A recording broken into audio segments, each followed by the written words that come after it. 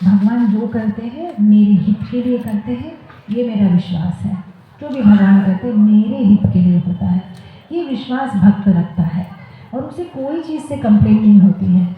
जो चीज़ जैसे भी परिस्थिति हो ये ठीक है, भगवान की इच्छा, हरी इच्छा हरी इच्छा हरी इच्छा, ये है हमारा साइन ऑफ प्रोग्रेस अगर हम ये कर पाते हैं।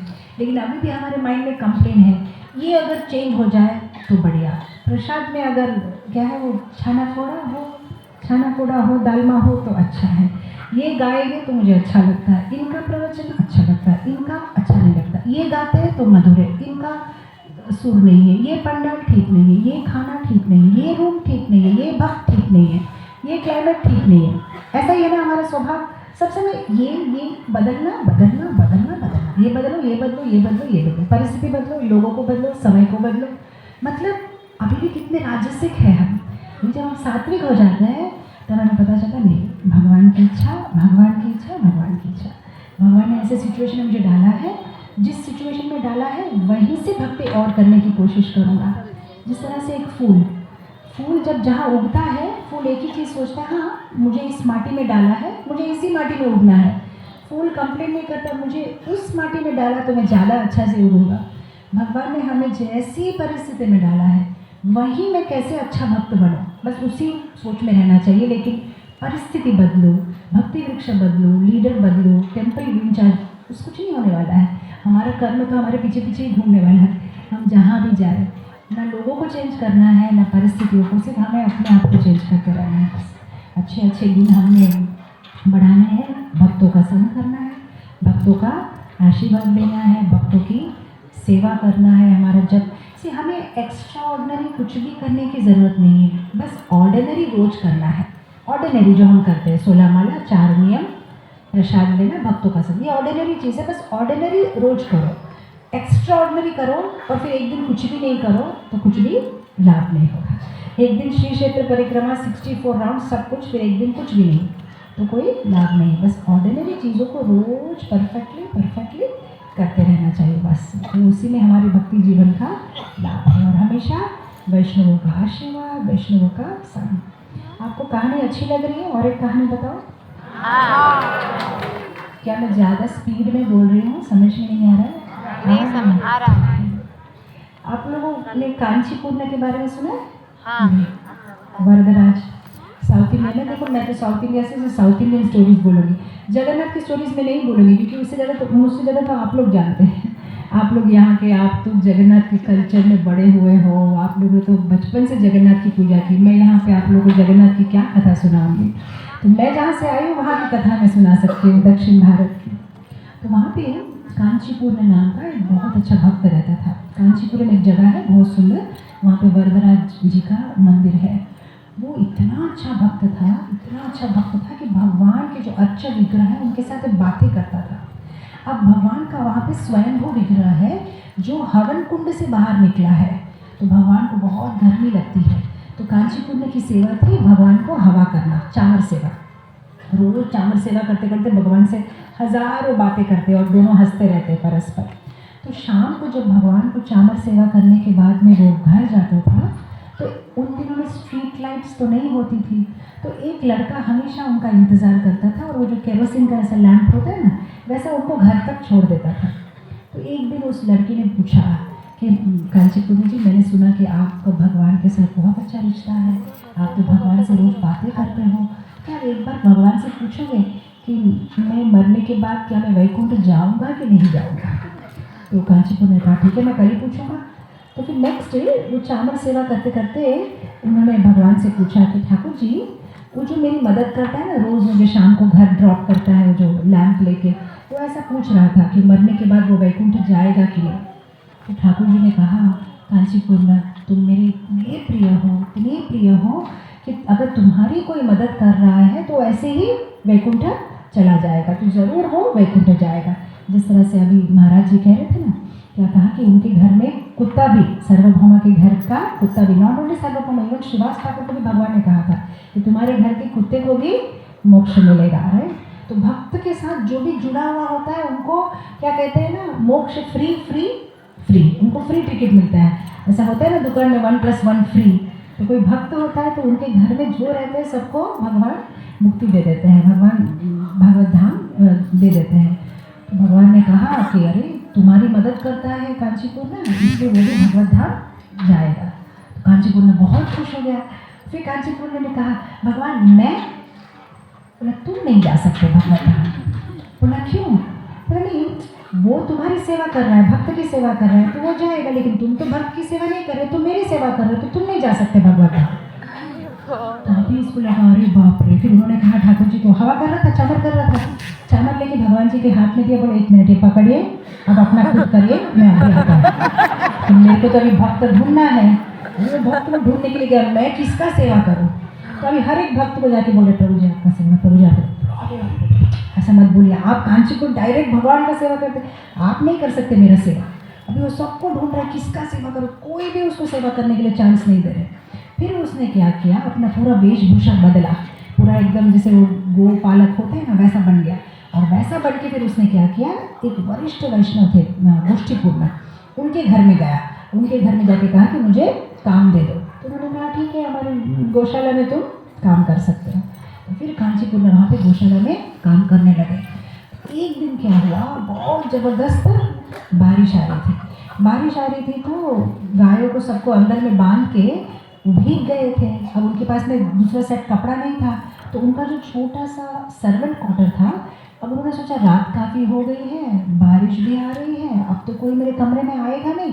तो उन्होंने पूरा अपना वेश निकाल के, जो उनका एक्चुअल कपड़ा होता है कांचीपुर का, अच्छा से पहन के तिलक लगा के बैठ के जप कर रहे थे।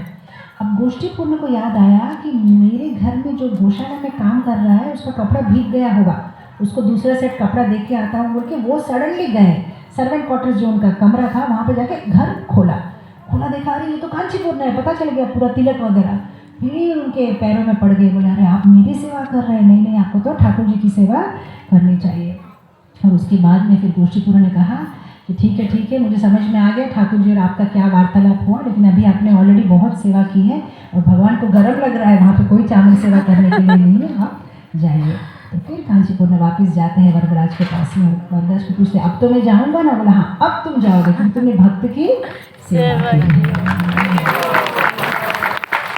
तो बहुत ज़रूरी है हम भक्त की सेवा करें, वैष्णव सेवा। वो भक्ति विनोद ठाकुर क्या कहते हैं, भक्त सेवा परम गति प्रेमिलति कर मोला। बहुत इम्पोर्टेंट है भक्त की सेवा करना, शुद्ध भक्त की चरण वृत्ति लेना। और जो इम्पोर्टेंट तिथि है, क्या है वो, माधव तिथि भक्ति जननी जतन पालन कर, जतन पालन करना। और होली धाम जब यहाँ पे आए, तीर्थ स्थान, उसमें आदर भाव से रहना, तीर्थ स्थान का आदर करना, क्योंकि भगवान अलग अलग रूप से आते हैं, तीर्थ के रूप से आते हैं, प्रसाद के रूप से आते हैं, भक्त के रूप में आते हैं, ग्रंथ रूप में आते हैं, नाम रूप में आते हैं। जो भी रूप में भगवान आते हैं सभी रूप में भगवान का सम्मान करना बहुत ज़रूरी है। वैष्णव का सम्मान करना, प्रसाद का सम्मान करना, स्थान का सम्मान करना, नाम का सम्मान करना, तो ये बहुत ज़रूरी है। तो बस हमारी एक ही मेंटालिटी होनी चाहिए। जो ये जो परिक्रमा में हम आए, आई थिंक कल तो मेन परिक्रमा होगा पूरा, तो अच्छे भाव से करना है और एक दूसरे की मदद करना है, भक्तों की मदद करना है, भक्तों की निंदा नहीं करनी है।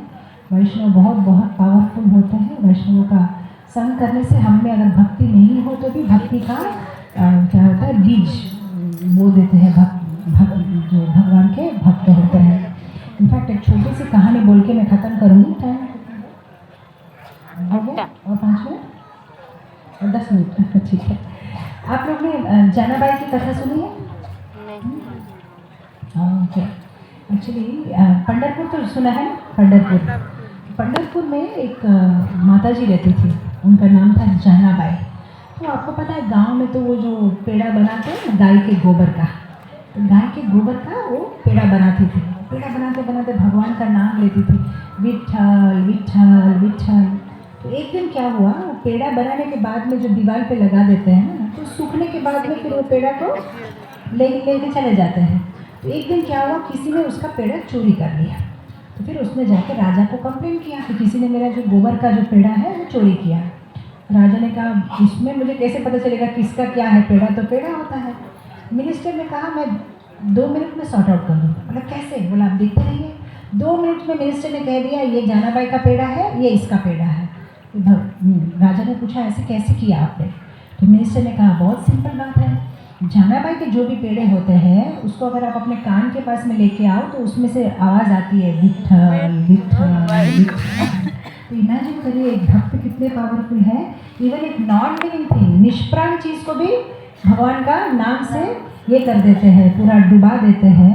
तो अगर हम वैष्णवों के साथ में हम घूमेंगे तो डेफिनेटली उनकी थोड़ी सी भक्ति हम पे छिड़क जाएगी। तो इसलिए ऐसी परिक्रमा कितना सुंदर एक अवकाश है भक्तों के साथ में घुल मिल के। भक्तों के साथ में जब हम घुल मिल के घूमते हैं चलते हैं, परस्पर कुछ ना कुछ नोक जोक होती है, लेकिन फिर भी हमें साथ में रहना चाहिए। हनुमान प्रेषक महाराज बहुत सुंदर एग्जाम्पल देते थे। कहते कि अगर कोई बैग में बहुत सारे नुकीले पत्थर रखे जाए तो एक दूसरे का ऐसा ऐसा पोक करते रहते हैं, लेकिन पोक करते करते करते करते क्या होता है, वो जो नुकीले पत्थर होते हैं वो सॉफ्ट हो जाते हैं, राउंड राउंड हो जाते हैं, राइट। उसी तरह से जब हम भक्तों के साथ रहते हैं कुछ ना कुछ नोक जोक होते रहती है, लेकिन धीरे धीरे धीरे क्या होता है, हमारा फॉल्स ईगो कम हो जाता है और हमें जो भी अवगुण है वो धीरे धीरे कम हो जाता है जब हम भक्तों के साथ में रहते हैं। तो हम झगड़ा करें तो भी भक्तों के साथ करना चाहिए, प्यार है तो भी भक्तों के साथ, जो भी है भक्तों के साथ में ही रहना चाहिए, राइट।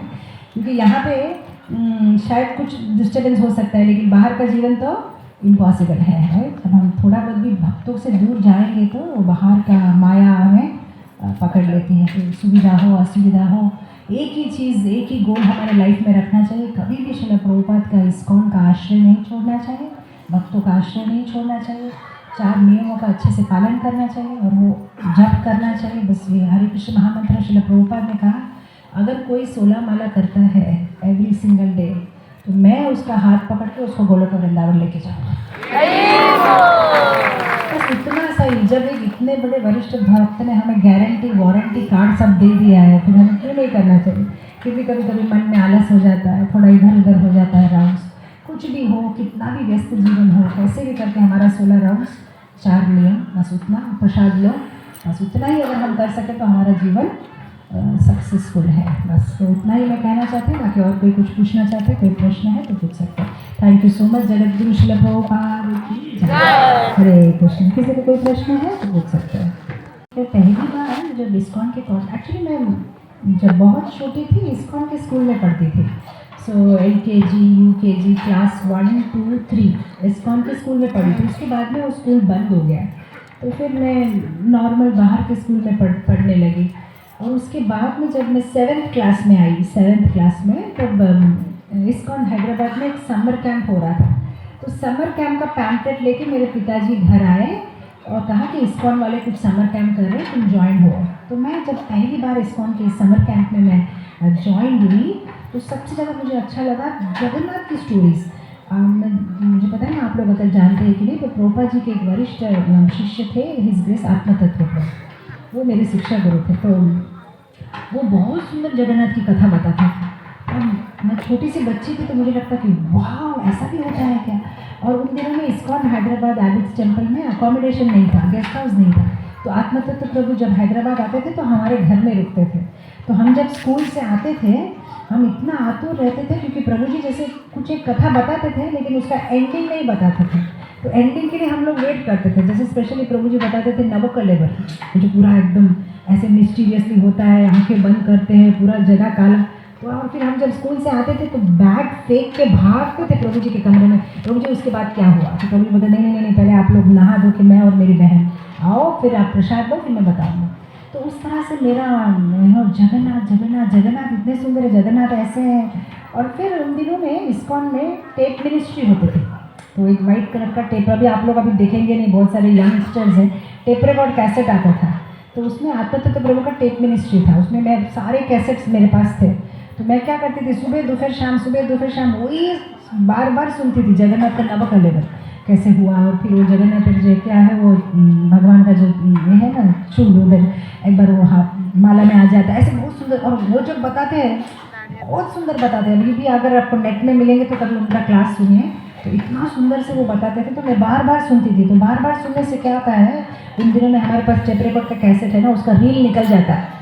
फिर रील निकल जाने से ऐसा बॉल पेन से उसको ऐसा ऐसा करके फिर उसको वापस करना पड़ता था। तो बार बार ऐसा रील निकल जाने से मेरे पिताजी के पास जाती थी, वो फिर से ऐसा करके देते थे। फिर एक दिन बोला मेरे पिताजी, इतना बार तुम सुन लिया इसको, अभी इसका रील भी मैं फिक्स नहीं कर सकता, इसको फेंक दो कच्चा डब्बा में। फिर मैं और मंगवाया तो मेरे पिताजी बोला इस बार कुछ नया लेक्चर मंगवाओ, मेरे को यही चाहिए, मेरे को वही चाहिए। जगन्नाथ से मेरा विशेष प्रेम था। उसके बाद में तो फिर कॉलेज गए, सब कुछ छोड़, मैं थोड़ा सा इस्कॉन में भी प्रीचिंग किया। फिर ऑफकोर्स मेरे प्रभु जी से शादी किया, हम लोग अमेरिका चले गए। जगन्नाथ हमेशा मेरे मन में थे। और उसके बाद जब हमको गुरु महाराज ने भेजा कि विशाखापट्टनम नाम का एक जगह है, वहाँ पे आप प्रचार करो। विशाखापट्टनम क्या चीज़ है, हम कभी जाना नहीं, कभी सुना नहीं ऐसा नाम। तो फिर हम जब अमेरिका से लैंड हुए न्यू दिल्ली, वहाँ पे हम एक गाड़ी खरीद के रेलवे स्टेशन, अभी तो गूगल है, उन दिनों में नहीं था, तो रेलवे स्टेशन में जाके एक मैप खरीदा रोड्स, इंडिया का रोड का। फिर उसको ऐसा निकाल के हम दोनों सोच रहे कि विशाखापट्टनम क्या है, कहाँ है, ऐसा कभी सुना नहीं जगह का नाम। तो फिर हम विशाखापट्टनम कहाँ है देख के वो रोड मैप लेके हम ड्राइव करके वहाँ पहुँचे, उस सिटी को देखा। फिर एक घर रेंट पे लिया और हम इस्कॉन सेंटर शुरू किया। अब इस्कॉन सेंटर शुरू करने से हमारे पास कुछ नहीं था। एक राधा दामोदर का, एक राधा मदन मोहन हैदराबाद का एक फ़ोटो था और कुछ भगवद गीता था, हम शुरू किया। तो सबसे पहला डीटी जब हम लोग सोचा कि हमें हमारा डीटी होना चाहिए, तब मैंने बोला जगन्नाथ को लेके आएंगे। तो फिर हम 1999 में मेरे प्रभु जी इधर आए पूरी से, फिर यहाँ से जगन्नाथ लेके गए। और फिर हम हमारा नया सेंटर हम 1999 में जो शुरू किया, वहाँ पे हम जगन्नाथ बलदेव सुभद्रा को रख के हमने प्रथम पूजा शुरू किया। तो अब हम दोनों ही थे, मैं और मेरे हस्बैंड, तो कोई था नहीं, तो मैं ही पुजारी भी मैं ही हूँ, फंड कलेक्टर भी मैं ही हूँ, और तो कोई है नहीं मंदिर में। और आते थे सिर्फ 3 जने संडे प्रोग्राम में, वो 3 में से कोई नहीं आने से हम फ़ोन करते थे कि क्यों नहीं आए। तो उस तरह से मंदिर शुरू हुआ। तो ऐसा जगन्नाथ जी का से बचपन से ना, एक तो जब छोटे थे तब जगन्नाथ की कहानी, और फिर यहाँ पे भी हमने जगन्नाथ जी को स्थापना करके शुरू किया। और उसके बाद में गुरु महाराज आए, हमें आशीर्वाद दिया विशाखापट्टनम में, हमने जब सेंटर खोला। तो उस तरह से जगन्नाथ जी के साथ जो मैं शेयर कर रही थी कि मेरा एक विशेष प्रेम है कि जगन्नाथ जी बहुत बहुत बहुत दयालु है। नहीं तो आप विश्वास नहीं करेंगे, जिस तरह से हमने वो सेंटर शुरू किया, आप बोलेंगे इम्पॉसिबल है, क्योंकि मैं नाम नहीं लेना चाहती, बट और एक इस्कॉन की एक अलग है, उनका भी सेंटर था। तो वहाँ पे 15-20 ब्रह्मचारी थे, बहुत सुंदर प्रीचिंग कर रहे थे वो लोग, और हम सिर्फ, मैं और मेरे पति, हम दोनों ही थे। लेकिन जगन्नाथ जी हमारे साथ में थे, और उनकी कृपा से आज हम जो प्रोजेक्ट बना रहे हैं विशाखापट्टनम में, केवल ज़मीन का कॉस्ट है 350 करोड़, केवल ज़मीन। और उसके ऊपर में एक विशाल भव्य मंदिर बन रहा है जो आने वाले साल इनॉग्रेट होने वाला है। और पूरे दक्षिण भारत में मायापुर के बाद सबसे बड़ा मंदिर है। तो ऑलरेडी हमारे पास में अभी 100 गाय है, गौशाला है, और 100 रूम्स गेस्ट हाउस है, और मंदिर भी बन रहा है। और बहुत ही सुंदर मंदिर, और मंदिर इतना सुंदर है, अगर आप लोग सब भी इन्वाइटेड है। मतलब ये मंदिर है और ये सामने समुद्र है, तो मंदिर के हर एक कमरे से आपको समुद्र दिखाई देता है। यही समुद्र जहाँ पे चैतन्य महाप्रभु ने स्नान किया था, बे ऑफ बंगाल। तो एकदम मंदिर के आस, और पीछे पूरा पहाड़ है, तो पहाड़ और समुद्र के बीच में मंदिर है।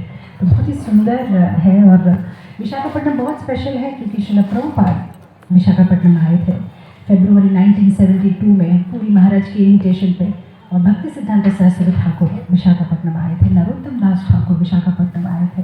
चैतन्य महाप्रभु संन्यास लेने के बाद में सबसे पहले श्रीकाकुलम विशाखापट्टनम दर्शन करते हुए गए थे। तो बहुत ही सुंदर जगह है। तो मुझे ऐसे लगता है कि बस जगन्नाथ जी की कृपा से, जहाँ कुछ भी नहीं था, बहुत ही कष्ट करके हम जो है इस लेवल पे उसको लेके आए। आज हमारा अपना स्कूल भी चलाते हैं हम 350 बच्चों के साथ, चौल्ट्री चलाते हैं, बहुत सारी सोशल एक्टिविटीज़ भी हम करते हैं। ये सब जगन्नाथ जी कृपा है। मेरे लाइफ में एवरी मोमेंट देखा है, कितने सारे अप एंड डाउन आते थे, और हर बार मुझे लगता है जैसे कि जगन्नाथ जी ऐसे खड़े थे हमें बचाने के लिए, हमारी मदद करने के लिए। इवन हमारा जो ज़मीन था जो हमने गवर्नमेंट से लिया, हम गवर्नमेंट से ज़मीन लेना बहुत मुश्किल है, और हम जब ले रहे थे क्रिश्चियन चीफ मिनिस्टर था, तो ये रिकॉर्ड हो रहा है, लेकिन क्रिश्चियन चीफ मिनिस्टर थे और बहुत मुश्किल था उनसे ज़मीन लेना। लेकिन फिर भी हम कोशिश में थे। और हर बार हम जहाँ पे हमारा सिटी का सेंटर था, हम वहाँ से ड्राइव करके जाते और मैं और प्रभु जी, और हर बार देखते थे एवरी सैटरडे, हाँ यहाँ हमारा मंदिर होगा, यहाँ हमारा मंदिर होगा, और चले जाते थे। एक बार मेरा ब्राह्मण दीक्षा होगा तो हम वृंदावन गए। उसके बाद मेरे को कार्तिक में आए थे तो सर्दी हो गई, तो 15 दिन 1 महीना हम गए ही नहीं। आफ्टर 1.5 मंथ हम जब गए सैटरडे को कि हमारा मंदिर होगा, देखने से वहाँ पे कोई ऑलरेडी बाउंड्री वॉल बना दे रहे हैं। हमने ये तो हमारा ज़मीन है। बोला हमको पता नहीं, हम लेबर है, ये किसी और को दे दिया, अभी हम वॉल बना रहे हैं। हम लोग दोनों अभी एक में आँख में आंसू आ गए, ये क्या है, हम लोग का ज़मीन किसने ले लिया। तो फिर सैटरडे था तो सीधा हम लोग भागे कलेक्टर का ऑफिस में। तो मेरे हस्बैंड को मिलने के लिए भी नहीं दे रहे कलेक्टर। उसका सेक्रेटरी बोले सर आप चले जाओ, जो भी लेना देना सब हो गया यहाँ पे, अभी आपको ज़मीन नहीं मिल सकता, आप चले जाइए। मुझे याद है मैंने तब जगन्नाथ जी को बहुत प्रार्थना किया था कि जगन्नाथ जी तो आपका ज़मीन है, ऐसे कैसे कोई ले सकता है, क्या कुछ तो करिए, कुछ तो आप ये कर दिखाना है आपका कमाल। तो फिर हम क्या किए, जगन्नाथ जी का जो माला रहता है प्रसादी माला, जगन्नाथ जी का प्रसादी माला, सिंहाचलम नरसिम्हा स्वामी का तुलसी और उनका जो अभिषेकम का पानी, तो हम जाके रात को 7:30-8 बजे पूरा ज़मीन में फेंक के आ गए कि भगवान ठाकुर जी आपका ज़मीन है, आपको ही बचाना है।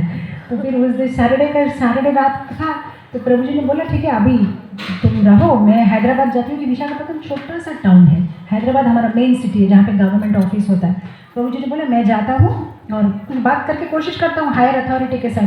तो प्रभु जी चले गए जनरल कंपार्टमेंट। अब तभी तो टिकट नहीं मिलेगा, वही ऐसे रेलवे बाथरूम के पास में 100 के पास वो पहुँच गए। और मैं भी संडे फीस में बात करने के लिए स्पीकर कोई नहीं, मेरे को ही बात करना पड़ेगा। प्रभु जी तो चले गए। तो संडे ऐसे थोड़ा कुछ लोग था, ज़्यादा लोग नहीं आते थे उन दिनों में, 15-20 लोग आते थे। और 15-20 लोग बैठे थे, मैं क्लास दे रही हूँ। अभी ये जो भी वहाँ आते थे हमको बोलते थे ये इस्कॉन का मंदिर ही है, क्योंकि इस्कॉन तो हर जगह बड़ा बड़ा मंदिर है, आप लोगों से छोटा सा धर्म है। नहीं तो मैं क्या करती थी थोड़ा अभिमान से, नहीं हमारा बहुत बड़ा जमीन है, 3 एकड़ समुद्र के पास में हमारा बहुत बड़ा जमीन है, मंदिर बनाने वाला। तो इस बार में मैं ऐसा ही बोला है, संडे प्रोग्राम है। प्रोग्राम हो जाने के बाद में जब मैं प्रसाद दे रही हूँ तो एक आदमी पूरा वाइट सूट अच्छा सा बोला मैडम ये आपका ज़मीन कहाँ है, अभी आप बोला ना क्लास में आपका बहुत बड़ा, कहाँ है ये ज़मीन। तो वही सागर नगर में ऐसा। वो अच्छा वो आपका ज़मीन है, क्योंकि मुझे लगा इस आदमी को डिटेल्स कहाँ से पता है। तो बोला नहीं एक्चुअली रेवेन्यू मिनिस्टर का ब्रदर इन लॉ का छोटा भाई मैं हूँ। बोला अच्छा मेरे को इस्कॉन के साथ में बहुत ये है। फिर मैंने बोला थोड़ा सा आप अंदर आइए, ऑफिस में आपसे 2 मिनट बात। एक्चुअली वो हमारा ज़मीन नहीं है, मैं ऐसे ही बोल रही हूँ तो इनकरेज कर रही हूँ, तो ऐसा हमारा प्रॉब्लम है। तो मैं भी वही सोच रहा हूँ इतना कॉन्फिडेंटली कैसे बोल रहे हो आपका ज़मीन है। बोले ऐसा है। तो बोला ठीक है मैं मदद कर सकता हूँ, लेकिन चीफ मिनिस्टर क्रिश्चियन है, लेकिन उनका जो ब्रदर इन लॉ है उनका नाम कृष्ण प्रसाद, वो बहुत अच्छा भक्त है, मैं मदद कर सकती हूँ। फिर मैंने बोला मेरे पास तो उन दिनों में सेल फ़ोन नहीं था, उनके प्रभु जी के पास एक नोकिया का फ़ोन था। मैंने बोला इफ़ यू डोंट माइंड मेरे हस्बैंड को डायल करेंगे क्या, वो हैदराबाद में, एक बार आप उनसे बात करिए। तो फिर वो नंबर बोलिए, फिर वो प्रभु जी को डायल किया।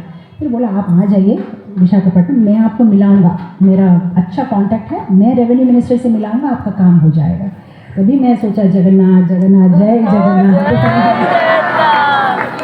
एनीवे ऐसे विशाखापट्टनम का तो बहुत सारे कहानी अभी मैं सुनाएंगे, बैठेंगे तो हम लोग को पूरा रात इधर ही बैठना पड़ेगा। ऐसी इतनी सारी चीज़ें हमारे लाइफ में हुई है। हमारे हस्बैंड अभी तक 672 टाइम्स ऐसा ट्रेन में जनरल कंपार्टमेंट आना जाना, एक फाइल साइन कराने के लिए उतना मुश्किल है गवर्नमेंट से एक काम करवाना। वो 672 टाइम्स गए, तब जाके गवर्नमेंट फाइल साइन हुआ, तब जाके हमको वो गवर्नमेंट प्राइस में मिला। आज उसका वैल्यू 350 करोड़ है, हम तब लिया 35 लाख में, आज 350 करोड़ है। लेकिन आपको पता है लैंड मिलने के बाद, सब कुछ होने के बाद में जब हम गुरु महाराज को एक पर्टिकुलर मंदिर साउथ इंडिया में बहुत पसंद था, लेकिन उस मंदिर के लोगों ने गुरु महाराज को बोला आप यहाँ नहीं आ सकते। तो मैंने गुरु महाराज से वादा किया Guru Maharaj same as it is मंदिर बनाएंगे विशाखापट्टनम में, एज इट इज़ डिजाइन। तो उस मंदिर को जिसने डिज़ाइन किया था वो कोचीन में रहते हैं, वो भी पहले भक्त ही थे गुरु महाराज के शिष्य। तो हम उनको बुलाया, फ्लाइट का टिकट दिया, उन्होंने बोला एज इट इज़ वो जैसा मंदिर है वैसा ही बनना चाहिए, as it is glass as it is होना चाहिए, सेम थिंग। तो सेम थिंग बना के दे दिया। तो हम लोग गुरु महाराज को प्रॉमिस किया, दोनों हस्बैंड वाइफ के, हम सेम एज इट इज़ मंदिर बनाएंगे गुरु महाराज, जहाँ से आपको वो लोग आने नहीं दिया। हम जब ये प्लान लेके गए म्यूनसिपालिटी के पास, वो लोग बोला ये ज़मीन आपको कौन दिया? सर गवर्नमेंट दिया। ये आपको पता नहीं है क्या, ये जमीन इश्क डब्बा, मतलब इश्क होता है ना जो सैंड ड्यून्स, ये सैंड ड्यून का जगह है, यहाँ पे कंस्ट्रक्शन अलाउड नहीं है, इसको छोड़ो मैडम, फेंको कचरा में, ज़मीन बेच के कहीं और ले लो। तब हम लोग शॉक हो गया, इतना मेहनत करके ज़मीन लिया, अभी ये लोग बोलते हैं यहाँ कंस्ट्रक्शन अलाउड नहीं है क्योंकि ये समुद्र के पास में कोस्टल रेगुलेटरी जोन के अंडर में आता है ये मंदिर, यहाँ ये जगह, यहाँ पे कुछ भी नहीं, एक मंदिर तो छोड़ो, एक ऐसा इतना भी नहीं लगा सकते आप, क्यों लिया ये ज़मीन, इसको बेचो कहीं और ले लो। तो मैं तो सोचा अभी तो गया, हम लोग इतना मेहनत करके ज़मीन ज़मीन ज़मीन, अब क्या होगा। लेकिन प्रभु जी बोले थे नहीं नहीं, वो लोग इम्पॉसिबल, प्रभुपाद बोलते हैं impossible is a word in fools dictionary, इसका भी कुछ ना कुछ तो लूप होल होगा। फिर वहाँ से एक अरे तपस्या शुरू हुआ, हर एक जगह के जाके सबको कि हमको कोई स्पेशल परमिशन, तो सब बोलते थे कि रिसोर्ट को परमिशन है, होटल को परमिशन है, टेम्पल बोल के तो लिखा नहीं हमारे रूल में, सॉरी सर नहीं होगा फाइल, नहीं होगा फाइल। तो ऐसा कितना साल लगा, कम से कम 7-8 साल, हर जगह जाके फाइनली जब नरेंद्र मोदी गवर्नमेंट आया 2015 में दिल्ली में, तब अंडर स्पेशल परमिशन यहाँ पे टेम्पल बना सकते हैं बोल के फिर हम लोग को परमिशन मिला 2015 में। उसके लिए भी कम से कम 800-900 बार हैदराबाद आना जाना। तो पूरी लाइफ की ये तपस्या में मैं सोचती हूँ कि हमारे साथ में थे जगन्नाथ बलदेव सुभद्रा, हमारे अप्स एंड डाउन्स को देख के, तो मुझे ऐसा विश्वास है कि भगवान कभी कभी हमारी बहुत टेस्ट लेता है, लेकिन जब देता है तब सुपर देता है। अब इतना सुंदर मंदिर है कि मुझे लगता नहीं कि इतनी सुंदर जगह में कोई भी मंदिर है इस्कॉन का जहाँ पे समुद्र है, पहाड़ है और एक इतना सुंदर मंदिर पूरा मार्बल का बन रहा है। तो एक तो है कि जगन्नाथ की कथाएं हम किताबों में पढ़ते हैं, स्कंद पुराण से, यहाँ से वहाँ से, और एक तो अपने जीवन में जब आप देखते हो कैसे ठाकुर जी आपको बार बार मदद करते हैं, छोटी छोटी बात। इनफैक्ट आपने अभी याद कराया तो मुझे याद आया रथ यात्रा। जगन्नाथ जी एक दिन मेरे सपने में आए, कहा कि रथ यात्रा नहीं होगा मेरा, मुझे नहीं लेके जाओगे बाहर, कितने सालों से अंदर में रखा है। छोटा सा रेंटेड घर में एक पार्किंग प्लेस है ना, कार पार्किंग, वहाँ पे हम लोग ऐसा छोटा मंदिर बना के रखते थे। तो मैं सुबह प्रभु जी को बोला आफ्टर मॉर्निंग प्रोग्राम, प्रभु जी ऐसा सपना में आया, जगन्नाथ बोल रहे हैं कि रथ चाहिए। प्रभु जी बोले हाँ तुमको तो बहुत अच्छा सपना आता है, कहाँ से रथ आएगा, कहाँ से पैसा आएगा रथ के लिए। मैंने बोला पर मैं सिर्फ आपसे शेयर कर रही हूँ। तो प्रभु जी ने बोला सोलापुर से मंगवाना पड़ेगा, इतना पैसा लगेगा, नहीं हो सकता है, छोड़ दो। बस मैं ऐसा ही सोच रही हूँ, प्रभु जी से बात कर रही हूँ, फ़ोन आया। मैं बोले 1 मिनट प्रभु जी, फ़ोन आया। मैं फ़ोन बाहर आई तो एक माता जी फ़ोन किया कतार से, मिडिल ईस्ट से। हाँ बोले माता जी कैसे, हाँ सब ठीक है। माता जी कुछ नहीं, मेरा एक भांजा है लंदन में रहता है, पहला सैलरी आया है, जगन्नाथ उसको बहुत प्यारा लगता है, क्या आप जगन्नाथ के लिए यूज़ कर सकते हैं ये पैसा। मैंने बोला हाँ हम जगन्नाथ का कार्ड बनाना चाहते हैं माता जी, लेकिन वो जो पैसा बोल रहे थे वो छोटा अमाउंट है। लेकिन मैंने उनको सच बताया कि ऐसा है, लेकिन हमें इतना चाहिए जगन्नाथ का कार्ड के लिए। तो उन्होंने कहा ठीक है माता जी मैं भी मदद करूँगी। तो आप विश्वास नहीं करेंगे, विथिन 2 मंथ्स पूरा पैसा भी कलेक्ट हो गया, हम शोलापुर भेज दिया, हमारा कार्ड बनना शुरू हो गया है। तो उस तरह से जगन्नाथ ऐसी छोटी रेसिप्रोकेशन। और फाइनली जब जगन्नाथ जी का कार्ड बन के आ गया तो हमारे विशाखापट्टनम में 750 ईयर्स से एक रथ यात्रा चलता है, हम सबको इनवाइट करेंगे। तो क्या किया, शॉप टू शॉप जाके, डोर टू डोर जाके सबको पैम्पलेट दे के आया कि हमारा रथ यात्रा हो रहा है संपत विनायक मंदिर के सामने से।